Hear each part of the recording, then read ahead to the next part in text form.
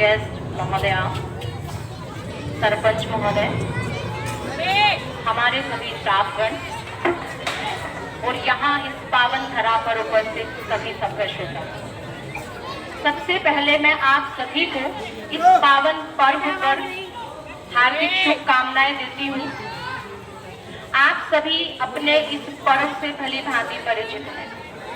हमने बहुत सारे शहीदों के नाम सुने, देशभक्तों के नाम सुने, लेकिन आज मैं आपको एक ऐसी बेटी का जिक्र करना चाहती हूँ, शायद ही यहाँ उपस्थित किसी भी व्यक्ति ने उसका नाम सुना हो। मैं बात करना चाहती हूँ उस 8 वर्षीय कल्पना की। जी हाँ, आप सभी कल्पना कर सकते हैं उस दृश्य की, जब देश की आजादी के लिए एक जुलूस में पंक्तिबद्ध होकर के देशभक्त जुलूस में आगे बढ़ रहे थे और उस जुलूस में एक 8 वर्षीय नन्ही कल्पना भी थी, जिसने अपने छाती में पूरी की पूरी 10 गोलियां झेलने के बाद गिरते हुए तिरंगे को उछालकर और अपनी उस छाती के छेद में गाड़ लिया और ये उद्घोष किया था कि मेरे इस तिरंगे को किसी के सहारे की जरूरत नहीं है।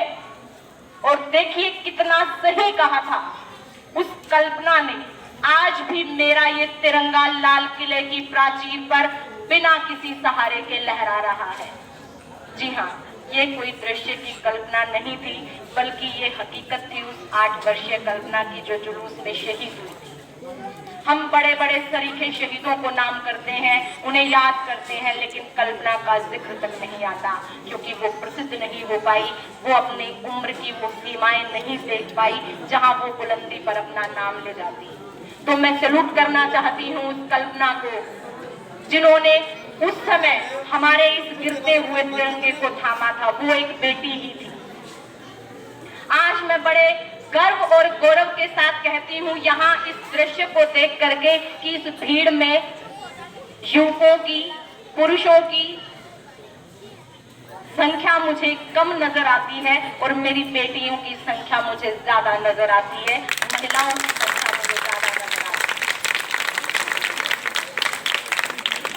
है। आज के इस पावन पर्व पर अगर मैं आपसे कुछ आलोचनाबद्ध बातें करूं तो यहाँ रंग में भंग करना कतई उचित नहीं है, बल्कि मैं वो दृश्य आप सबके सामने रखना चाहती हूँ जो मेरे इस देश में आज भी मौजूद है। 70 वर्षों की आजादी के बाद आज भी हम अपनी बेटियों के लिए लड़ रहे हैं, उनके सम्मान के लिए लड़ रहे हैं, उनके अधिकार के लिए लड़ रहे हैं। सरकार को ऐसी योजनाएं, कार्यक्रम और नीतियां बनानी पड़ रही है जिसमें हम अपनी बेटियों के लिए आगे उनको ला सकें। ये हमारे लिए कहीं ना कहीं दुख की, शर्म की, खेद की बात है। हम आजादी पा चुके हैं दुश्मनों से, लेकिन जो घर के हमारे गलत संस्कार पड़ जाते हैं, समाज में गलत संस्कार आ जाते हैं, उन संस्कारों से हमें आजादी चाहिए और उन संस्कारों में परिवर्तन होकर के कुछ नए संस्कार की मैं यहाँ से आज आप सभी से उम्मीद करती हूँ। जैसा कि मैम ने कहा, राजनीति विज्ञान की प्रवक्ता हूँ, तो राजनीति विज्ञान की प्रवक्ता होने के नाते कुछ ऐसे ही शब्दों का इस्तेमाल करूंगी। समानता का अधिकार इस समाज को चाहिए, समानता का अधिकार इस समाज को चाहिए। जितना पुरुष मुक्त है नारी भी होनी चाहिए, जितना पुरुष मुक्त है नारी भी होनी चाहिए। डिग्रियां हासिल कराने बेटा भेजा अमेरिका, पढ़ाई का खर्च बढ़े तो बंद पढ़ना लड़की का। मैं अपने समाज के सभ्य स्वरूप में से ये दृश्य देख पाती हूँ, जो अच्छे खासे खाते पीते घर के लोग हैं और बेटे को अब्रॉड भेज दिया है पढ़ने के लिए, लेकिन खुदा न खास्ता अगर खर्च बहुत ज्यादा बढ़ने लगा तो उसकी भरपाई आज भी हमारे घर की बेटियां करती है। जन्म से ही अछूत होती बेटियां, जन्म से ही अछूत होती बेटियां। बेटा हुआ तो शुक्रिया, बेटी हुई तो गालियां। नन्ही मुन्नी को बोझ कहते हुए, नन्ही मुन्नी को बोझ कहते हुए शर्म आनी चाहिए।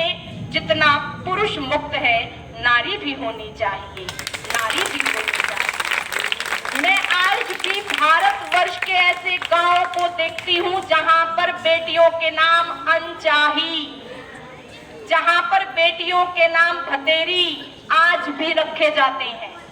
हो सकता है हमारा ये हरियाणा कुछ थोड़ा सा, पंजाब है, दिल्ली के आसपास के जो गांव लगते हैं, यूपी है, ये कुछ थोड़ा सा डेवलप हो गए हैं, लेकिन आज भी हमारे भारत के पिछड़े इलाकों की कमी नहीं है जहां आज भी बेटियों को सम्मान की जरूरत है। बात चले जब शादी की, बात चले जब शादी की, दिखाते हैं लड़कियां दहेज का पैसा नहीं तो रुक जाती हैं शादियां। दहेज की ये गंदगी अब बंद हो जानी चाहिए, दहेज की ये गंदगी अब बंद हो जानी चाहिए।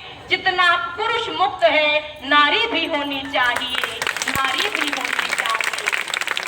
बड़े दुख के साथ आज मैं कुछ और पंक्तियां कहने के लिए मजबूर हो गई हूं। आप लोग भी उन पंक्तियों से अगर सरोकार रखते हो, अपने समाज में परिवर्तन में योगदान रखें। खास करके मेरी ये पंक्तियां समर्पित है मेरे देश के नवयुवा वर्ग के लिए। देश के हालात आपसे छिपे नहीं है, अखबारों में पढ़ते हो, आप खबरों में सुनते हो कि बेटियों के साथ जो हालात हो रहे हैं, सरेआम किडनैप हो जाता है, रेप हो जाता है, और हम कहीं पर भी अपनी सुनवाई के लिए सशक्त नहीं होते हैं। वो पंक्तियां समर्पित करती हूँ यहाँ इस मंच से कि मेरे इस समाज में परिवर्तन में हमारा भी योगदान हो और वो सूरत हाल हमारे इर्द गिर्द कहीं नजर ना आए। आप सभी का ध्यान आकर्षित करती हूँ।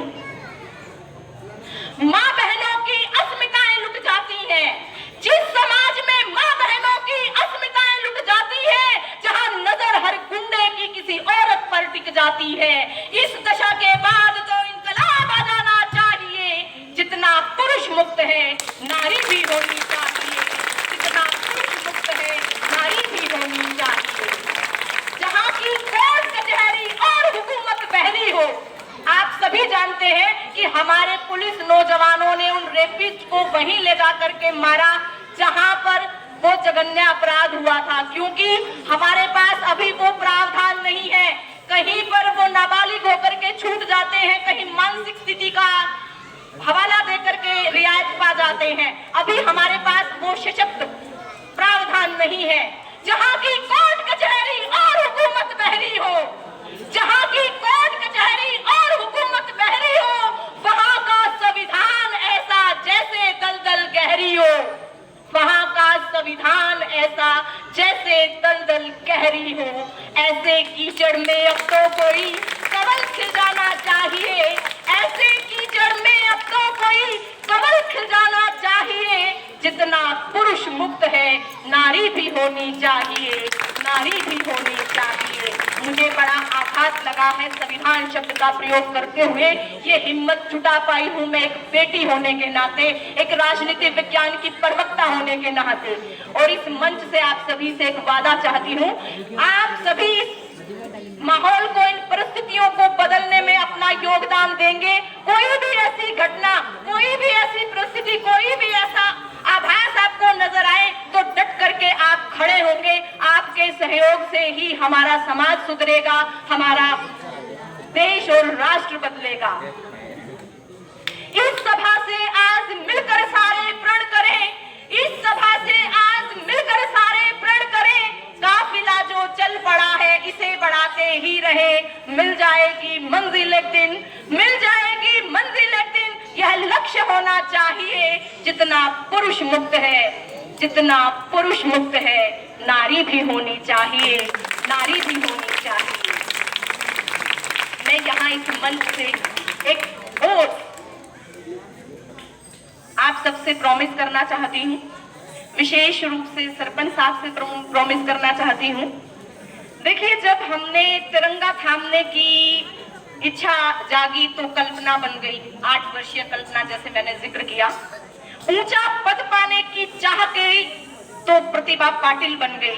देश की सर्वोच्च पद की दावेदार रही प्रतिभा पाटिल। जब उस गगन को चूमने की ठानी तो सुनीता विलियम्स और कल्पना चावला बन गई। स्कूल में जब महिलाओं ने अब यहाँ डेरा जमा ही नहीं है, तो मैं अपनी स्कूल की टीम की ओर से, सभी महिलाओं की ओर से आप सभी से एक प्रॉमिस करना चाहती हूँ कि हम दिन दोगुनी रात चौगुनी तरक्की सिद्दीपुर स्कूल की करने में कोई कसर नहीं छोड़ेंगे। हमारा स्टाफ बहुत अच्छा है, जो पहले हमारा स्टाफ था उनके सहयोग में हम नए जुड़ करके अपनी तरफ से पूरा भरपूर 100% से भी ज्यादा योगदान देंगे। स्कूल की संख्या भी बढ़ाएंगे और जिस तरीके की गतिविधियां आपने देखी उनमें भी हम और आप सभी के लिए कुछ नए नए एक्सपेरिमेंट करके देखेंगे अगले आने वाले समय में, और परीक्षा के परिणाम को भी हम बढ़ाएंगे और बेटियों के अंदर आत्मविश्वास को भी हम बढ़ाएंगे। जय हिंद, जय भारत। हमें किसी पुरुष की आवश्यकता महसूस नहीं होगी कि कोई प्राध्यापक यहाँ पर जेंट्स हो और फिर हमारा काम चले, नहीं, हम सबल हैं। जय हिंद, जय भारत।